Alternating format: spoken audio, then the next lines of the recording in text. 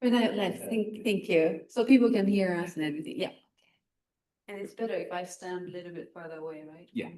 Yeah, perfect. Okay. Let's see.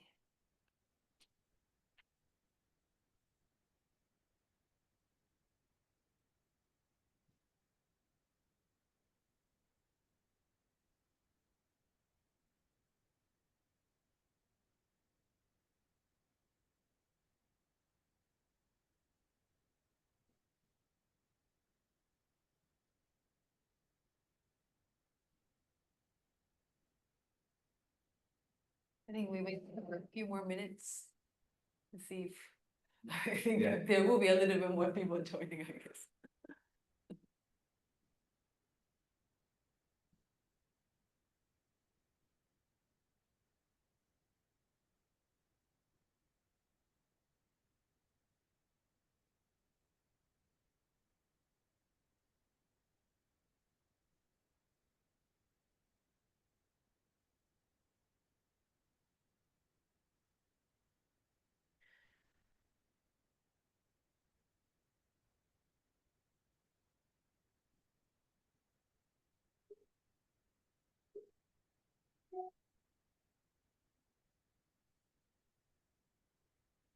Hello, hi, how are you?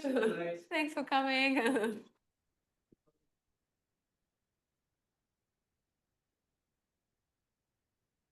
We're waiting for a few minutes.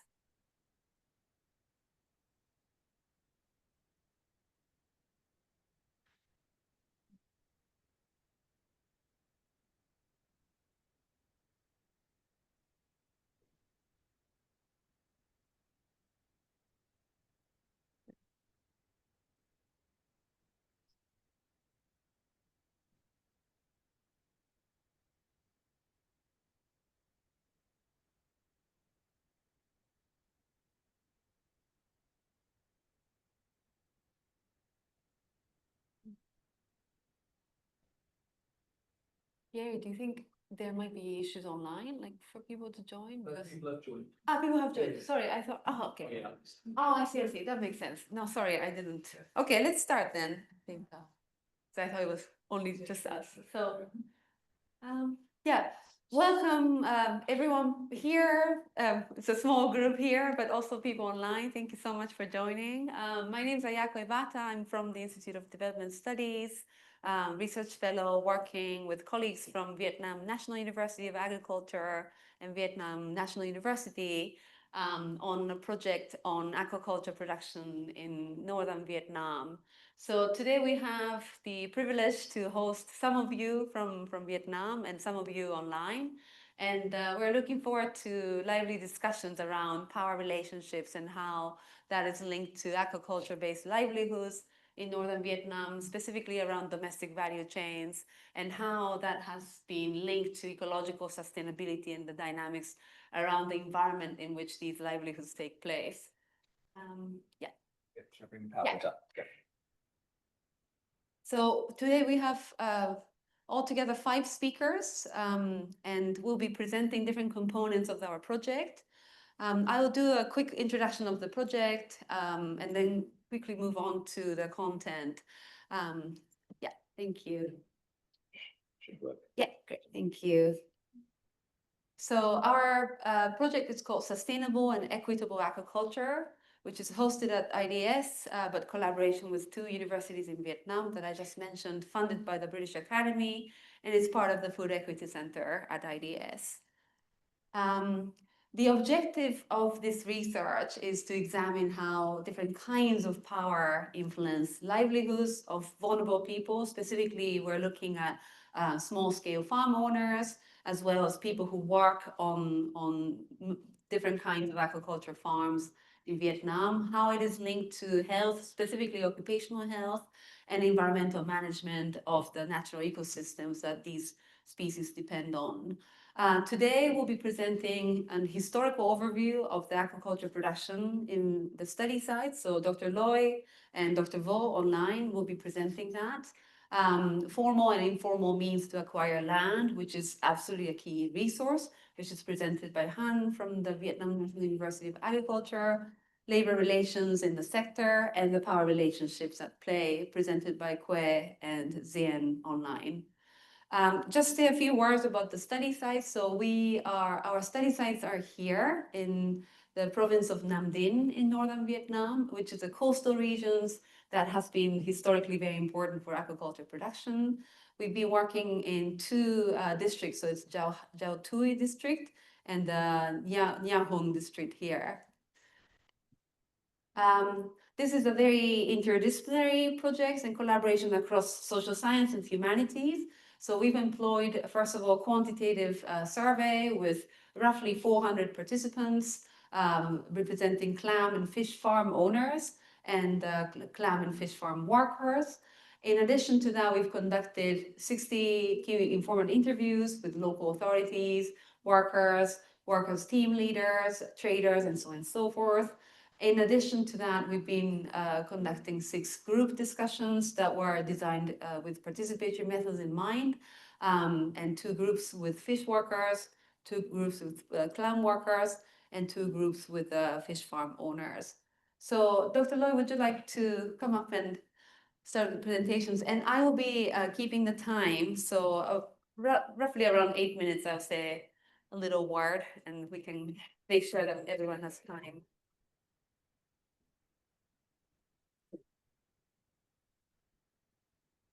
Good afternoon. My presentation, that's the history of conquer and use the tide flood in Giao Hải, Giao Xuân, Nam Dien Commune, and Giang Dong Tower. I'm sorry.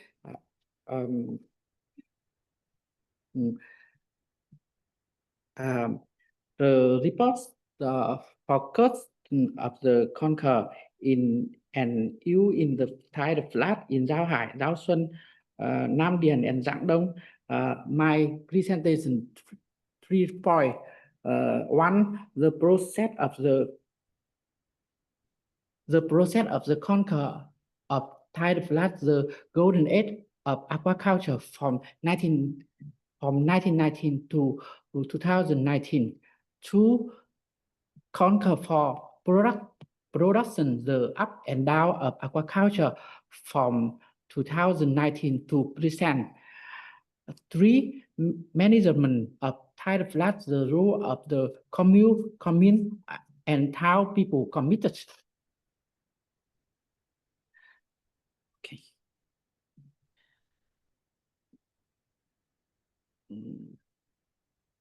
The tide flood refer to the land suffer that emerge when the tide go out and is submerged when the tide come in.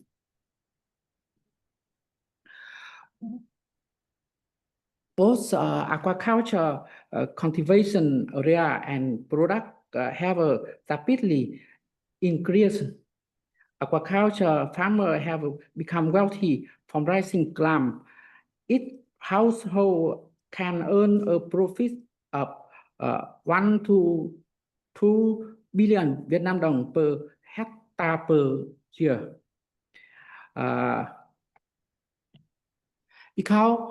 Because of the land conquered by local people to expand aquaculture, local bread clam special brown clam below have been replaced to non-native special white clam below.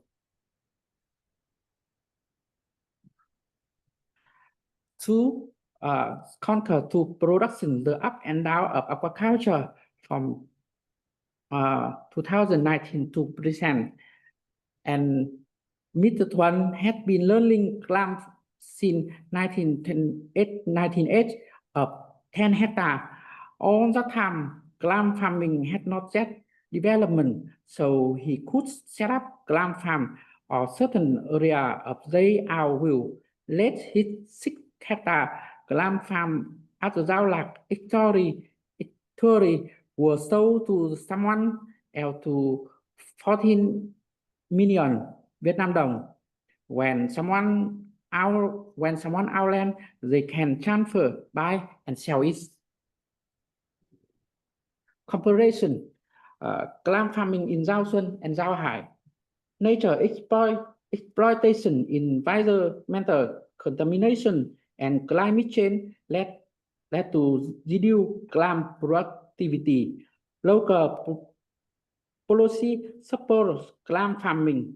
However, due to environmental issues, local people have reduced farming. Clam farming in Nam Dien. Nature conditions are suitable for clam farming. Clam from Nam Dien are branded and exported abroad. However, policy reclaim land and discourage people to continue clam farming. Fish and shrimp farming in Giao Hai, Giao Xuân. 47 for fish farmer acres the out of about 19 hectare completion to 2022. Fish are rising on industry fish. The price of fish is rising. Reduce demand, low price. Fish farming in Nam Dien, Giảng Đông. 300 hectare in Nam Dien, 418 hectare in Giảng Đông for fish farming. The fish is mixed fish, and the purchase price is the relatively stable. Reduce demand, low price.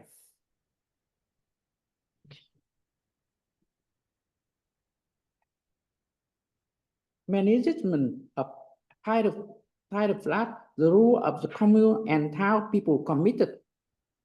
The occupation and utilization of the tidal flood by the community occurs spontaneously, and the commune had not yet put any intervention mentioned in place.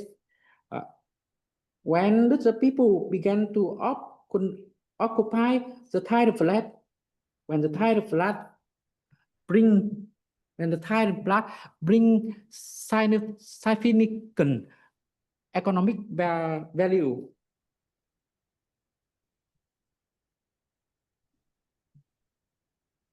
The conquer and use of tidal flood aim to prevent others from using the land. First, local government conducts bidding, sign contract, extend contract, and confirm the transfer of aquaculture area despite the lack of guidance from high authority.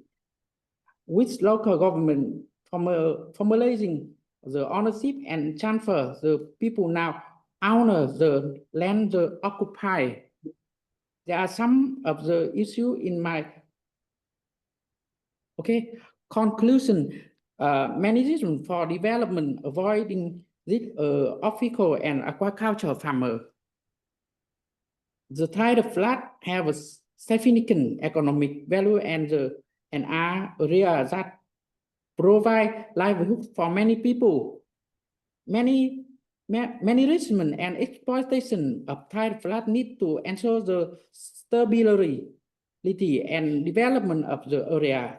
The acquisition of land to serve local economic development is necessary, but it's essential to carry out effective explanation and persuasion work to reach consensus with the people, ensuring that they will not lose their investment and capital. My presentation stop. Thank you for your attention. Thank you so much, Dr. Loy. Dr. Bo, feel free to start and let us know. I will monitor the slides, so feel free to start. Next. Sorry, can you hear me? Yes, can you speak a little bit, and we will volume. Sorry, can you hear me clearly? Yeah, go ahead. It's okay. Can you hear me clearly? Yes. Yes. Okay. Good afternoon, everyone. Today I'm honored to present my research type land governance transformation in Vietnam state farms after đổi mới, the case of Giảng Đông state farm.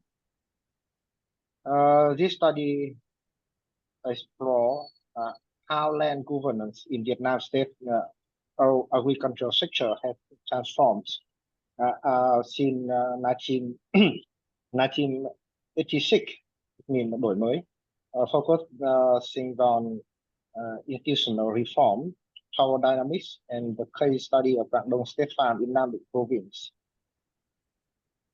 And this presentation is success around two main research questions. How have land policies and institutional frameworks trained a state farm in Vietnam since 1986? And second, what does the Rang Dong case reveal about the institutional continuity and structure, and how power is negotiated in land transformation? Firstly, I want to talk about the historical background of state farm in Vietnam. After the Geneva Agreement, 1954, North Vietnam adopted a centrally planned economy. In agriculture, two main forms of ownership were established. First, state-owned farm representing state ownership, and agriculture cooperatives representing collective ownership.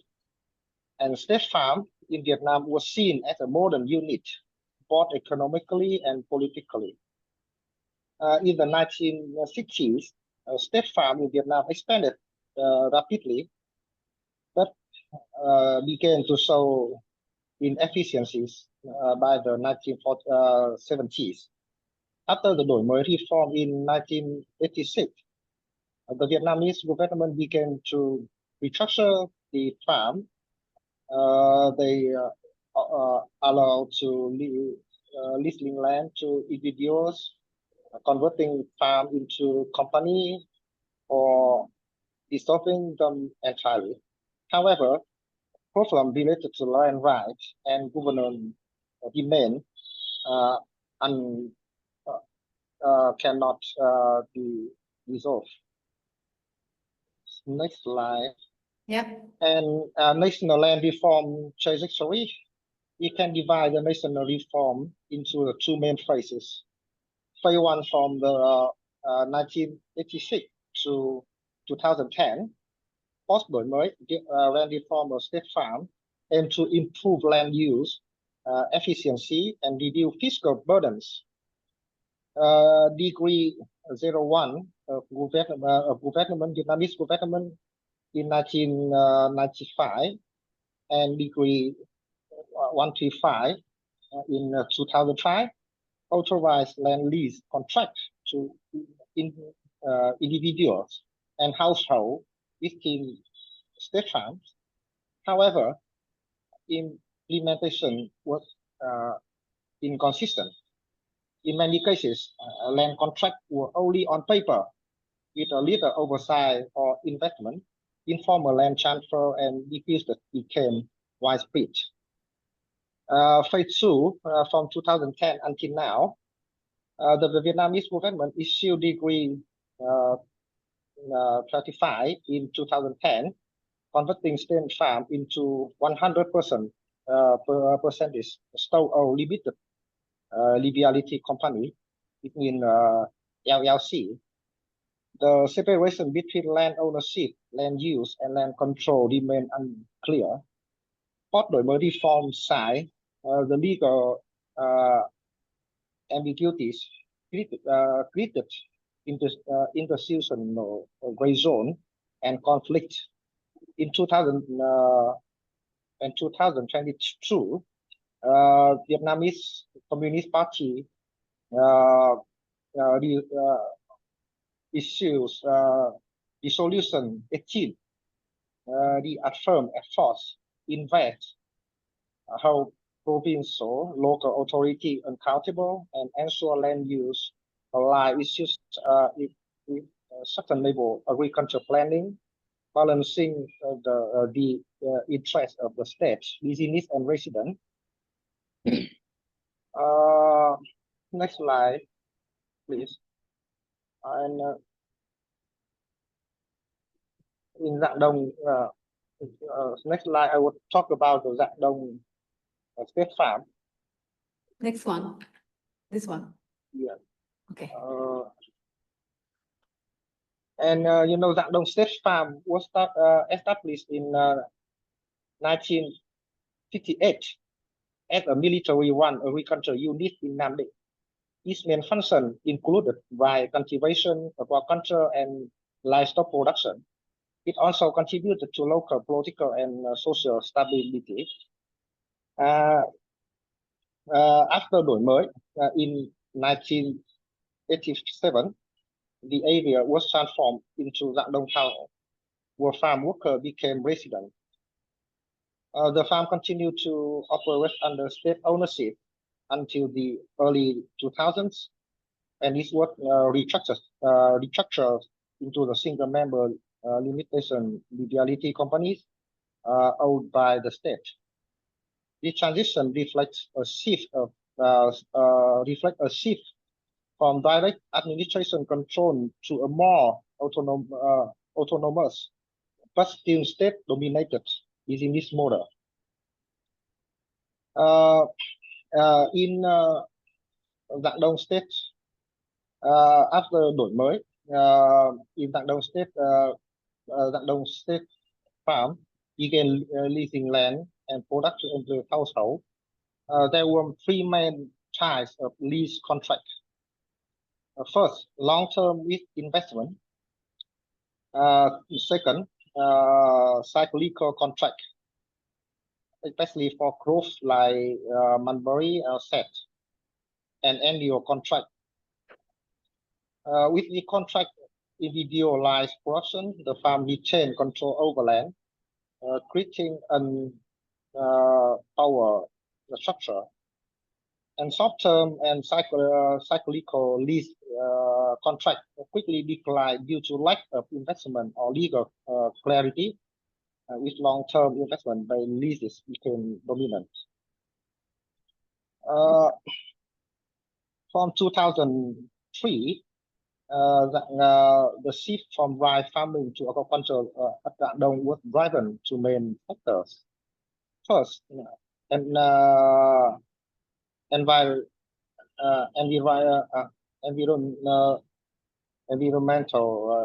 degradation, especially salinization, reduced the productivity of rye field. Rising sea level and upstream hydropower dams was the situation, making many coastal land unsuitable for paddy cultivation. Second, economic inefficiency of traditional crops like sage and rice. Low return led to the widespread land abandonment. In response, the farm initiated pilot aquaculture project from 2003 until 2005.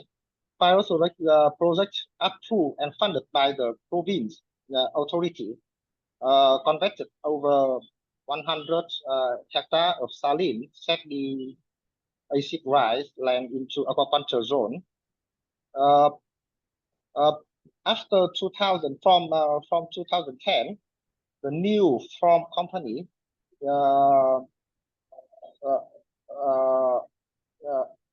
intensified conservation, decreasing rice area, expanding fish aquaculture and livestock. However, post 2010 conversions were often outdriven.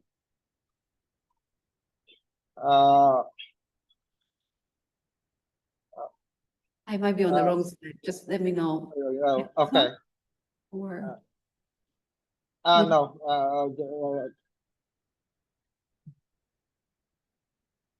Please, the before slide. yeah. Okay. Okay.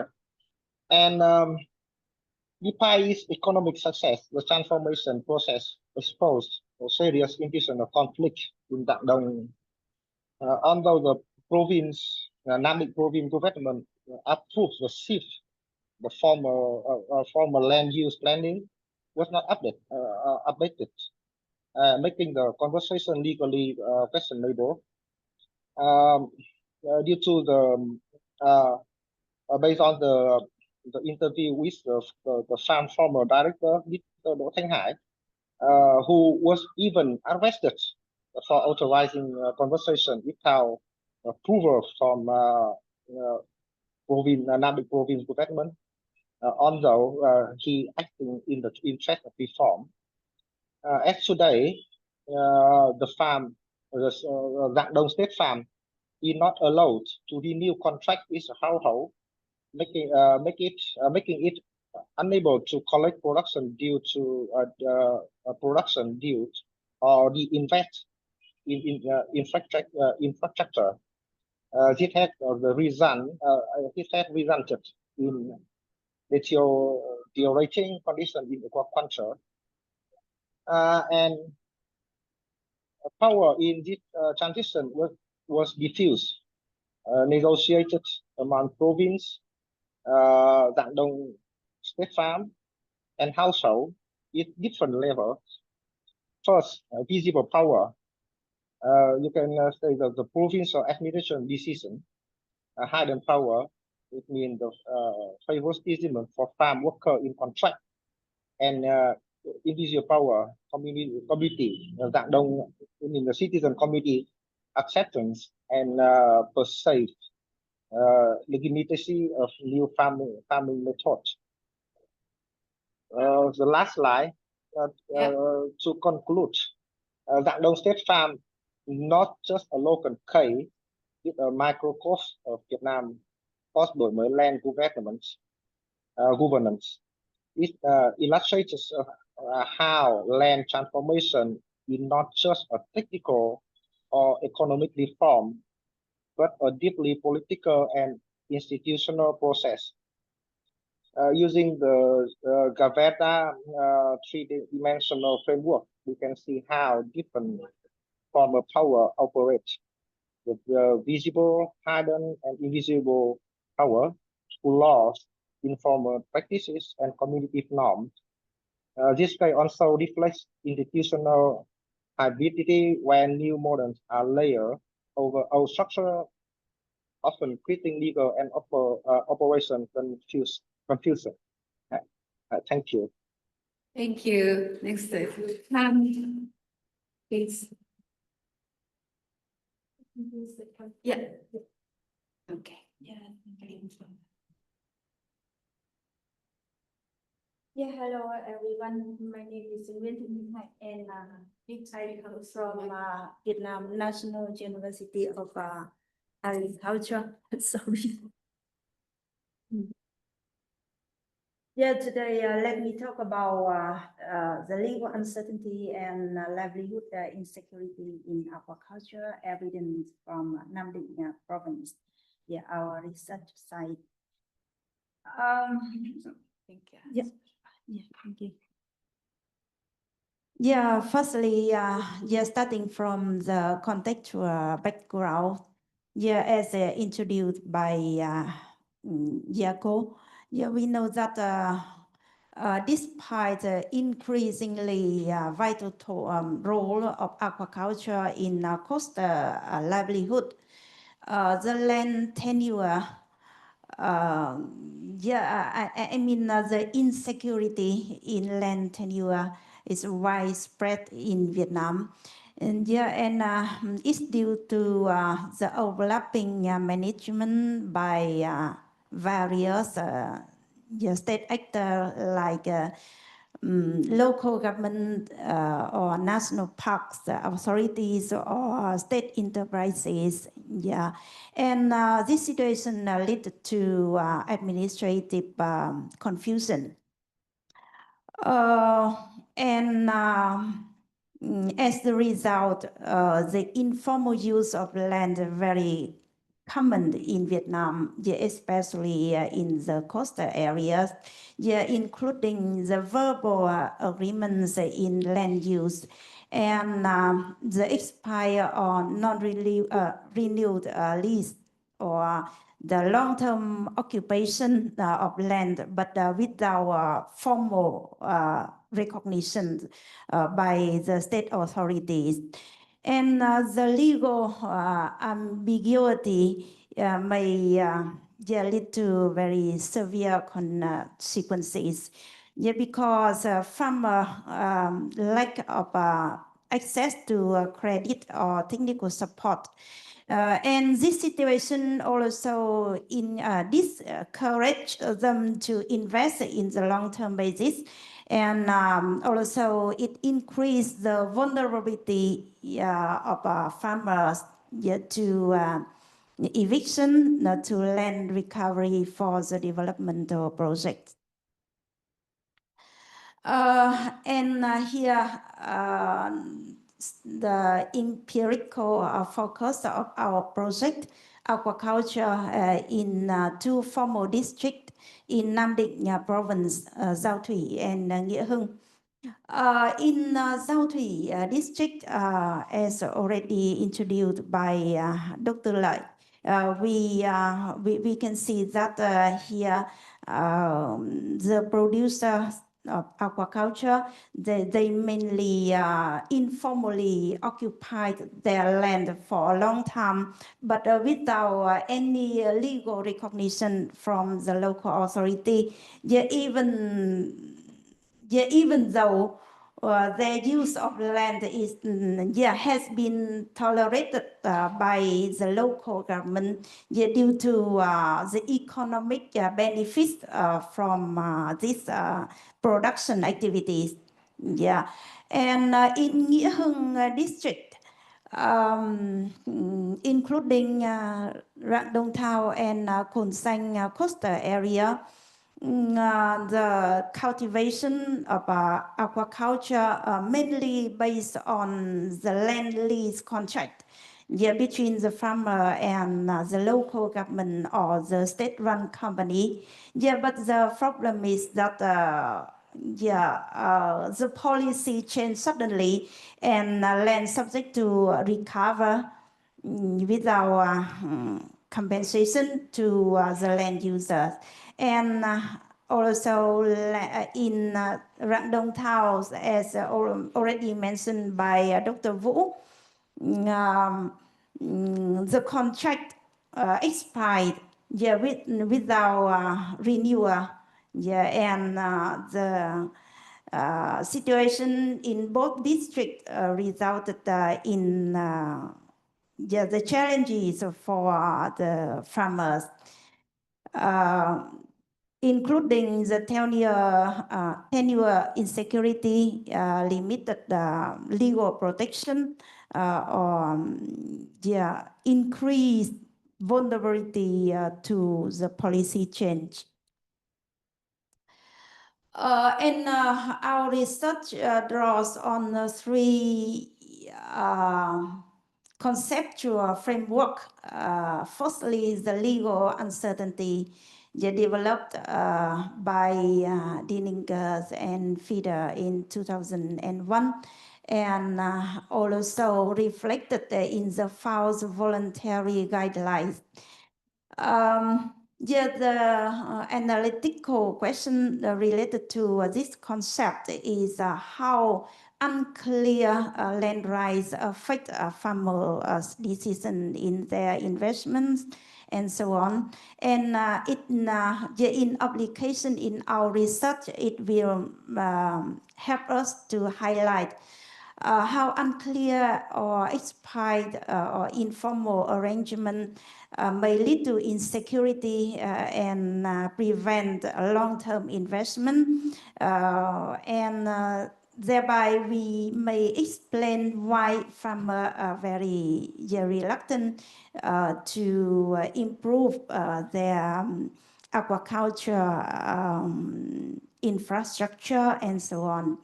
And secondly, in terms of theory of access, developed by Rebert and Peluso in 2003.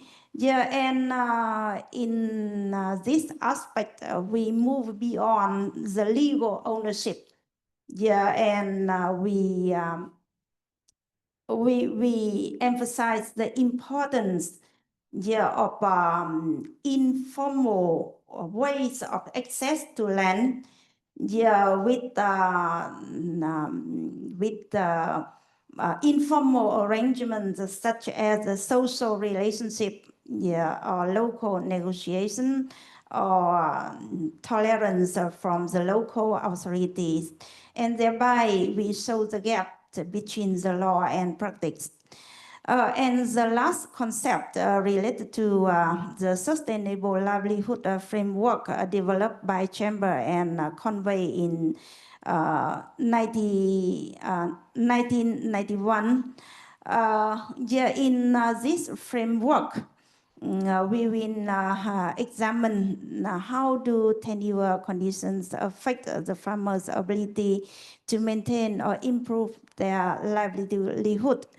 And we will link the tenure insecurity to broader livelihood vulnerability, yeah, especially in case of economic or or environmental shocks and so on. Yeah, here's the first case study in Xuân Thủy National Park in Giao Thủy district. Yeah, and we already listened to the historical context from Dr. Vũ and Dr. Lợi. Yeah, and we may see in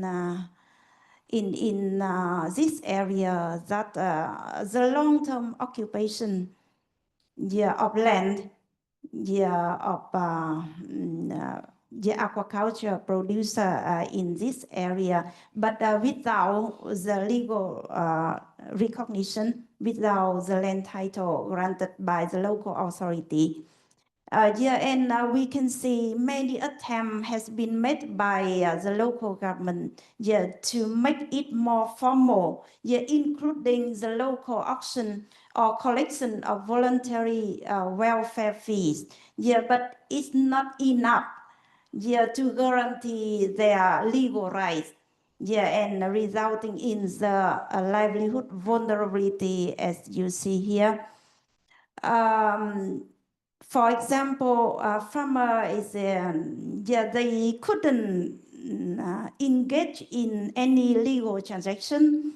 Yeah, they cannot transfer, they cannot live, or they cannot use their land as a collateral, yeah, or something like that. Or even in the case of some economic or environmental shock, yeah, that take place, that happened in 2018, they get no support, yeah, official support or compensation from the state authorities. Yeah, and here's the voice from stakeholder on the field. Yeah, and they express their, yeah, not the kind of worry because they quite confident that the area of land will less likely to be reclaimed for the developmental project because it, yeah, under the Ramsar site. Yeah, however, they still worry, yeah, about the future use of land. Yes, they feel very insecure about their long-term use of land for production. And the representative of National Park explained that they repeatedly send the request to the higher level for the guidance to manage the congested area. Yeah, but yeah, no response from the ministry yet to solve the problem. And the second case study regarding the Rang Dong Thao, yeah, already presented by Dr. Vũ. Yeah, and we already know about the historical context. And the problem lies in the legal uncertainty in the process of signing the contract between the company and the farmer. Yeah, and the company said that because they are in the transition process, so they are not in the position, yeah, to decide to renew the contract. Yeah, they have to get the approval from the provincial authority to do so. Yeah, and yeah, but the farmers, you know, they experience very vulnerable situation. Yeah, because they still wait for the renewal contract to invest further. Yeah, for their business. Yeah, but due to very stable, yeah, unstable situation, yeah, they cannot take risk, yeah, investing further on their aquaculture land. Yeah, that's a problem. Yeah, and here's their voice. And the third case study in Cồn Xanh. Yeah, and in this case study, the problem lies in the macro plan, yeah, of the provincial authority on aquaculture development. Yeah, based on the macro plan on aquaculture, the farmers are very confident to invest in very long-term basis. Yeah, because it's a kind of the legal guarantee, yeah, for their long-term investment. But just only 2 years later, the policy changed. Yeah, and the land is reclaimed for the industry project. Yeah, and the state authority recover the land from the farmer without compensation because they said that the lease contract already expired. Yeah, and they have no responsibility to pay the compensation, yeah, except for the property the farmer, yeah, already invest on in the land, on the surface of land. Yeah, on the surface of land. Yeah, and yeah, here's a summary of our finding from 3 cases. We can observe the different forms of land tenure in Giao Thủy, Rạng Đông, and Cồn Xanh. But we can see that all 3 cases that share the same, yeah, common vulnerability. The legal ambiguity may result in the lack of investment security, ineligibility for state support or compensation. Yeah, and just the risk for the eviction or reallocation. Yeah, and institutional fragmentation also the problem.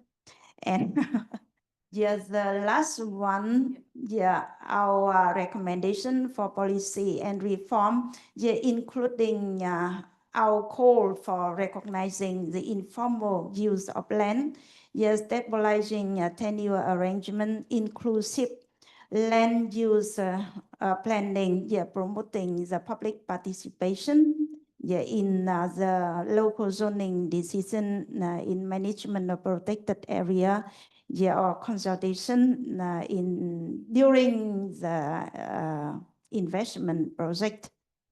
Yeah, and we also advocate for building a system that enhance tenure clarity and legal recourse, promote resilience and long-term investment. And the last one, to make the balance between the economic development and social justice to ensure that the farmer, yeah, may develop their livelihood in stable manner, yeah, and to ensure that development cannot come, yeah, at the cost of vulnerable groups. Yeah, thank you so Thank you much so for much. your listening. Well, yeah. We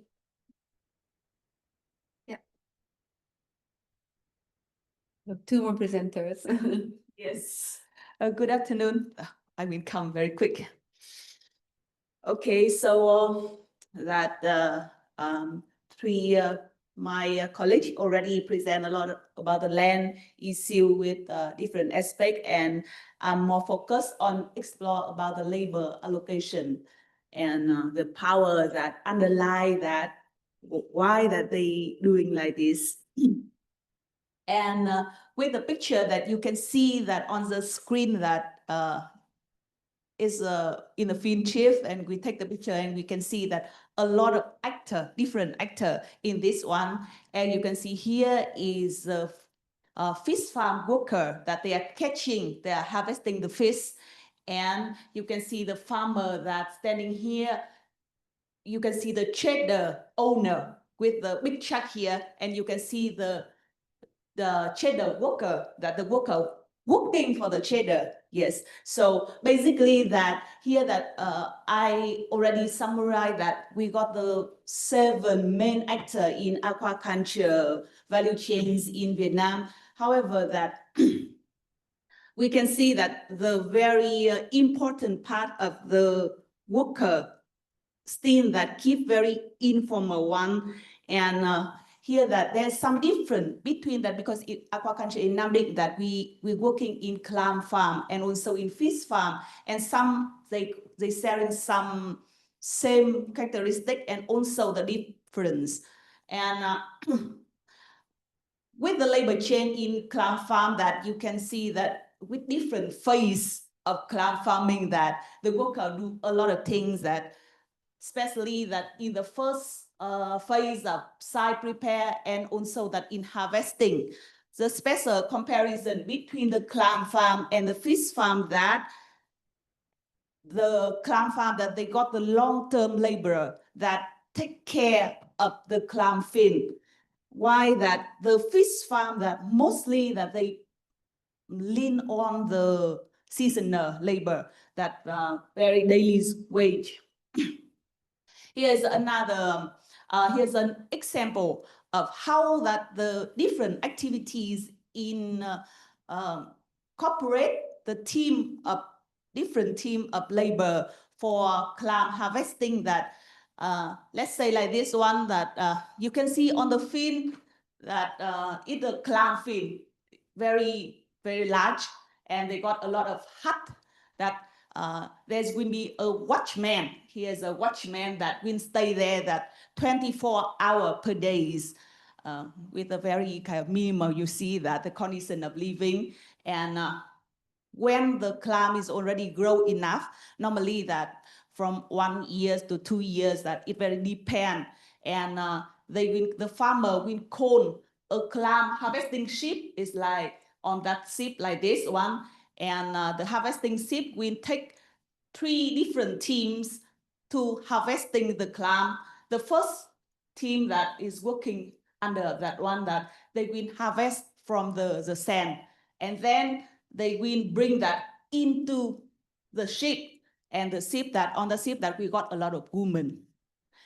She will cleaning, selecting, and packaging the clam into the package like this one. And then we got another transport team, mostly it's men, that will taking the clam to the market. And in comparison of labor wage, that by the number of 2040, we can see that a little bit, firstly that it's low, that mostly that from 7 to, with a very heavy work, that it's a 50 pounds per day. So we can see that the characteristic mainly that they are very low incomes.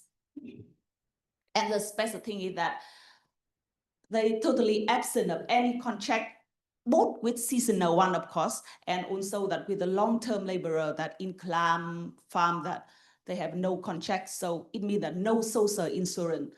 So the farmer is quite the power over the worker, that with the decided on wage, on hour working, on payment schedule, everything. So, however, that in fact, in the research area, we find out that there is a very high demand of that manual informal labor, because they order the special skill in aquaculture, you know, like catching the fish, that at the beginning, that why I saw the pictures like this one, because they are the one that who need to harvest the fish by hand. If not, that it will affect with the quality of fish. So there's a quite a big demand for manual work. So we can see that very kind of overview that we can see the difficulty faced by laborers, that they have a very unstable and low income, and most of them by far that have no voice up on saying what they want and what they have right, and of course that they have no health or social insurance. So in case of some in case of when they got sick, when they're doing work and stuff like that one, they totally relies on the owner or family's goodwill. But the reason why that the situation is happen like that one, so because we when we are propose to use some kind of analysis under the power dynamic. So the reason under that situation that we think that there is a three aspect with the vision power, that by far that because of the owner, that's still that the one who decide everything. So the employer have no voice, as we already analyzed. Even though they got they on demand, they are on high demand, but they never can use that. They can change that into the bargaining power. The second point, that there is a hidden power, because there's some kind of the team leader is the one who control the follow of work. I divide this work for you, and I divide this work for you. And also that the schedule to pay the money for the worker in their teams. So, and the last one is the invisible power, that I think that most of, there's a mindset thing that in the informal worker, because they say that they are the informal worker. So what the owner order, they need to follow, they need to endorse. So that is a really is that I would say that values to the very important actor in the valuable chains. However, it's not always passive. The story of aquaculture in Vietnam, that they still have the way to resilient to the situation. Firstly, is about the soft social security, that I think that it's still that somewhere else in the world, in the developing countries, like they base mostly their not formal social insurance, but is a informal social insurance as well. Like they give money when the college, when the team member sick, when they got the social event like wedding or so funeral and stuff like that one. And they also try to update themselves using the Zalo kind of WhatsApp, ICT, something to keep track of the workload that they are doing, the money that when they should get and stuff like that one. And the last point that I think very important in Vietnam, because you already see that why that project is very focused on land, because like the worker, when they are with the income only from the wage labor, they cannot survive well. But normally that they will have their own mean of production, like this worker that he still got his own farm, also in aquaculture. Another can do another job, very diversified, like rice or pig risings, anything that, and with the very flexible and suitable family division of labor, that they can manage their living, that against the mechanism. However, that we suggest that we propose that that we need the very kind of more formal coping machines for the labor to overcome their vulnerable position, because now that even they got the resilient, but it's still very unfair. So this by far is what we propose. Thank you. Thank you so much. Yes. Invite the last speaker, Dien, online. Dien, can you hear us? Yes. Floor is yours. Um, Hello, everyone. So my presentation will focus on the power relation in aquaculture production in Nam Định province. So you can see that in Vietnam, aquaculture has experienced a significant growth in recent years, and it serves both domestic market and country aquatic product export.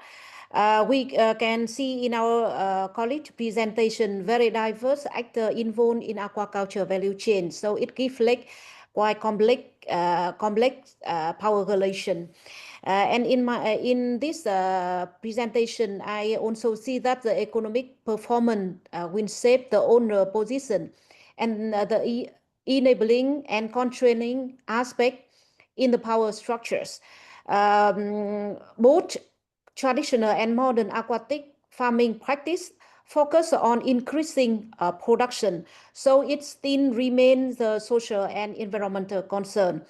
And the wealth accumulation differentiate the farmers and also mobilize them both within and outside the sectors.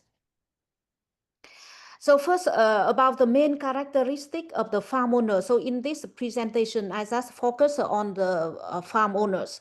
So you can see here, mostly they are men. Of course, in Vietnam, the woman has more and more powerful. However, for aquaculture production, we see that only 30% are women own the farm. And they are mostly the king majority group. And in these areas, it is interesting to see that the number of the person who follow Christian also in a large number, because it is the areas with the Christian peoples in the north of Vietnam. And for the education level, most of them are primary or secondary school. And for the age, they are mostly the middle-aged peoples. Very few of them are young one. And because of that, so we can see that normally the clam farm, they are a little bit older, and then they have a more experience than the fish farm and the mixed farms.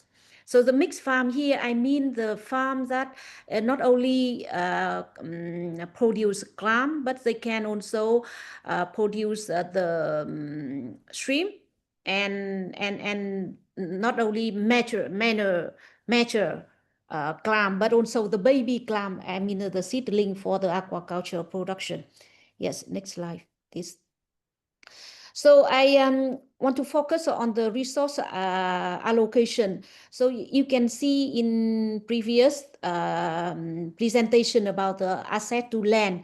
So here you can see a quite range different between the agriculture land among the group.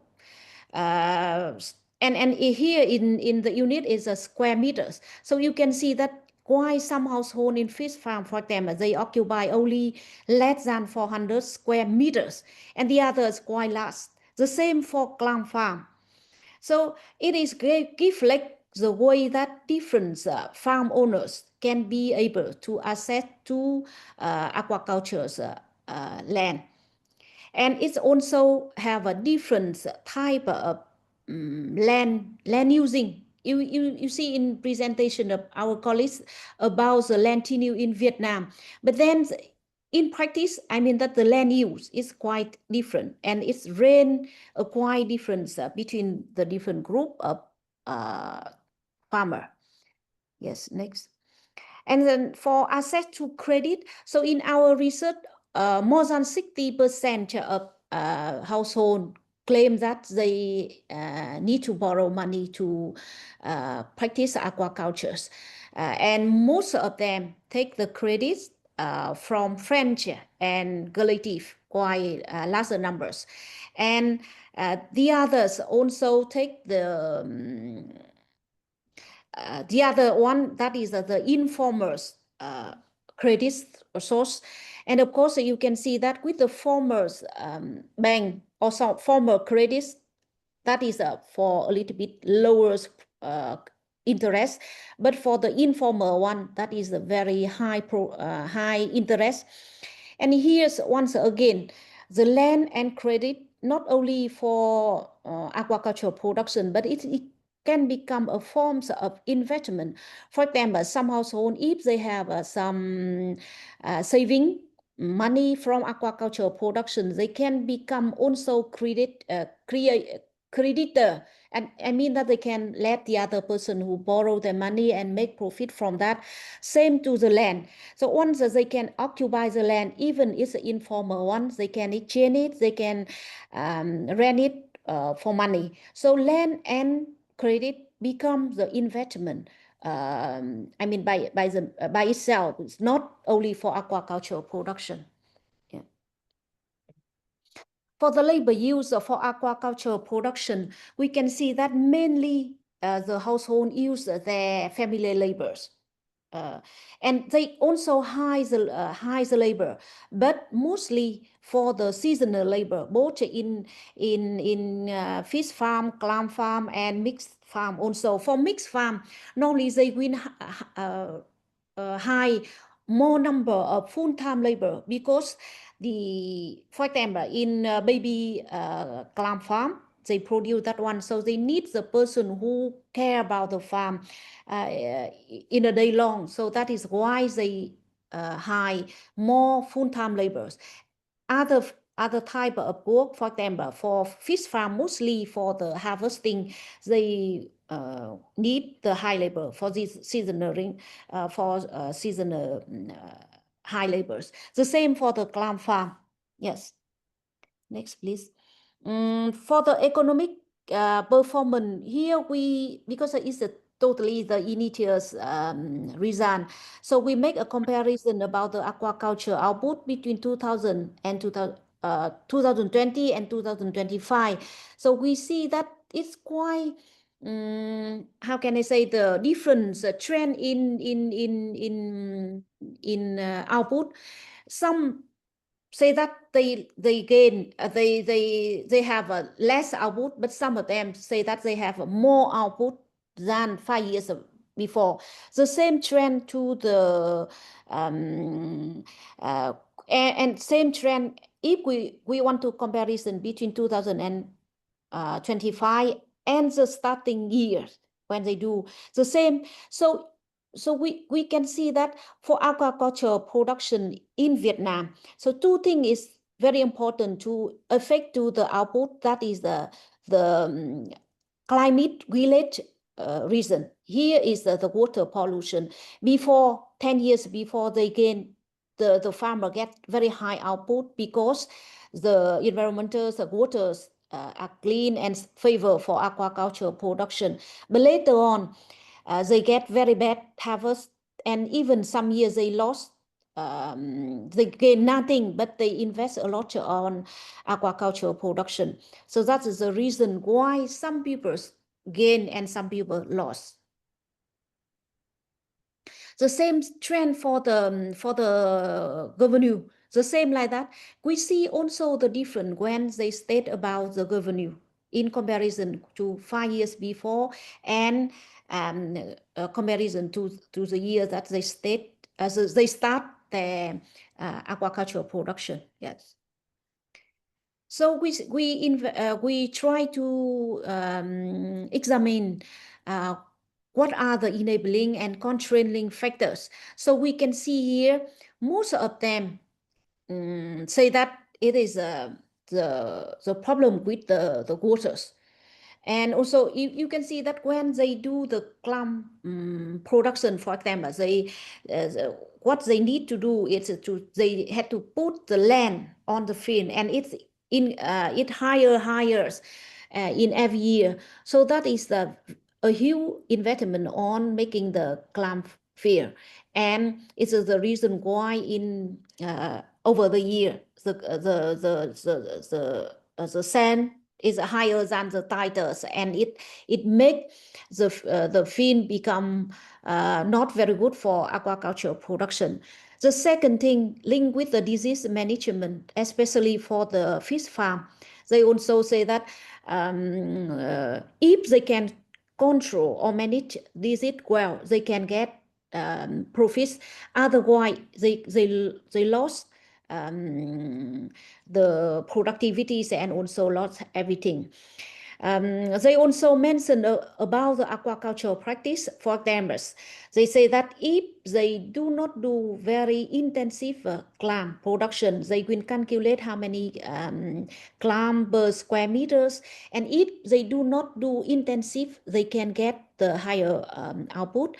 And they also mentioned about the price and of the input and output. For example, for fish farm, they say that because of the price of feed is very high and other also very high. So, and at the same time, the demand for fish is decreased and it leads to the decrease of the output price. That is why they cannot get good productivities and performance too. So in that context, how the farmer do. So we see as a different trend for farmers. The first one, we can see that some of them will focus on the technology in innovation and the high investment for them, as they do everything is automatically, and then it's less the laborers work on aquaculture production. They do something that for example, for shrimp farm, they make a concrete the how can I say, the pond, everything like that, so they can like control the waters. They can also control the disease, everything like this. So that is one trend. The second one, they try to diverse aquaculture related activities. For them, some of them, they are the farm owners, but at the same time, they are trader. They are also the feed dealer. And even some of them also become a laborer who work for other farm. And then from that, the way from laborer help them to buy the feeds for their farm. And at the same time, they gain the knowledge and experience from other farm. They get the information about the price. So that is the way they make, they upgrading their position. Also, some others trend, that is they try to use their family labors, and they use the traditional practice in aquaculture production.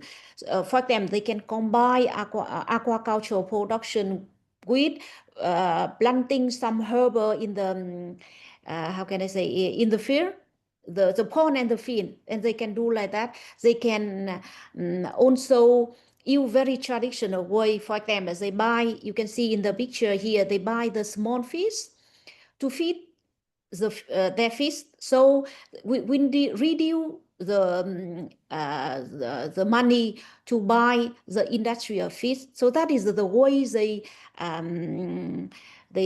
can survivors for aquaculture production. And the other things, they step out of aquaculture. I mean that they stop doing aquaculture, they sell their land, they can find another job. Most of the reason because some of them feeling they are aging, and a lot of the risk that aquaculture can bring, so they do not do aquaculture production. So next, please. So from my presentation, I try to highlight that the high income and the favor natural condition, that is the main reason to promote aquaculture production in Nam Dinh province.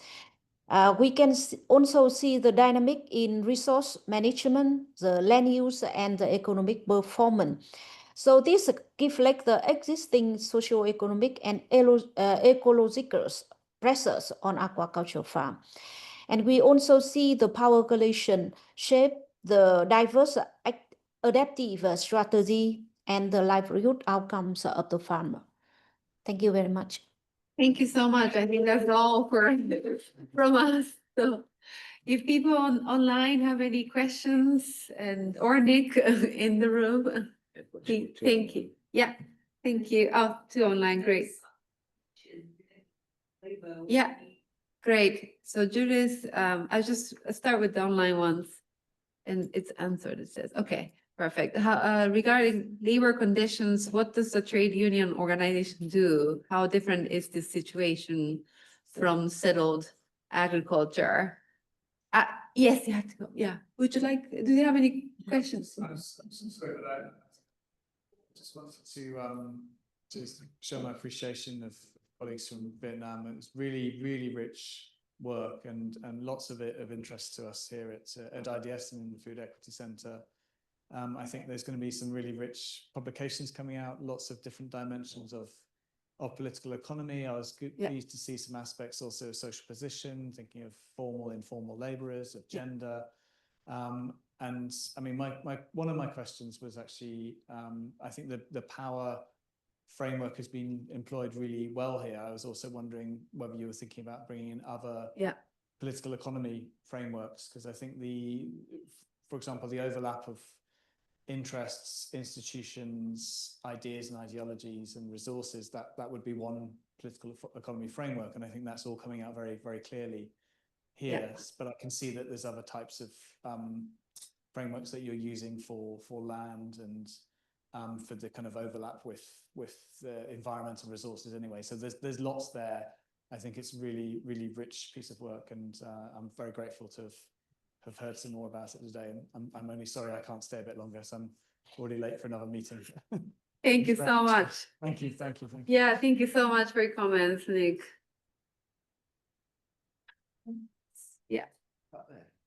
Okay, so I think there's one question related to the labor. Yeah. And the person, Judith, hello. And you asking about the trade union organization, yes. And I may say like this, about the situation of Vietnam overall, that we got the trade union. But firstly, that it more that with the former worker. So here that, as I already highlighted, that the informal worker in aquaculture or in agriculture sector in general, that they're informal, they no contract, so normally that they are out of the scope of the trade union as far as I know. And that is the first thing. The second thing is that I can say that with the trade union in Vietnam, we got some, it's not similar with the trade union in Western society, that the trade union in Vietnam is more or less as a part of the government. It's not that really working for the worker own rights or something like that one. So I think that if you are interested in that part, that we can email and sharing the more detailed information about that. So thank you. Thank you. Yes. Yes. Yeah. Because online people can't hear. I've seen about the one question about the influence of cooperative in the decision-making process of the state authorities. And she said that why farmer not joined in the cooperative, but to fight collectively for their legal rights. But unfortunately, it's like the case of trade unions, as Ms. Khue mentioned. In Vietnam, the agriculture cooperative, they established just functions as a means to just to foster the social relations between the member, rather than to make them stronger in the political or economic sense. And that's the reason why cooperative does not play a very important role in the decision-making process in Vietnam. And in some group, they're not categorized as the cooperative because they said that they do not meet the requirement to be a cooperative in Vietnam. Yeah, and I think in the future we may think about the change to make it stronger.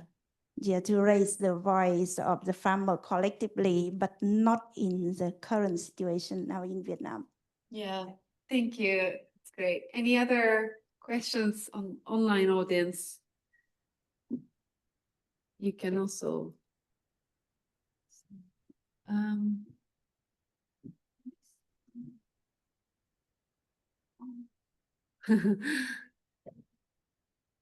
Yeah, the question is whether the tenure, you know, this whole informal formal arrangements to get land tenure, is it common across Vietnam, or is it something that is specific to the study side? Yeah, or the reclamation sites? Yeah. To my knowledge, at least to my knowledge, I think that in Vietnam now, that's the combination of the both regime, the informality and the formal one, because it is not the gap of the law, but specific to each location, they have to rely on formality as the ways of land governance. Yes, because the law itself does not work to resolve the specific situation in some areas in Vietnam. So they have to rely on the informal framework. But in some cases, the informal framework may be the means of the local authority to get the personal benefits or something like that. So it's a mixture of different reasons, different motivations. I think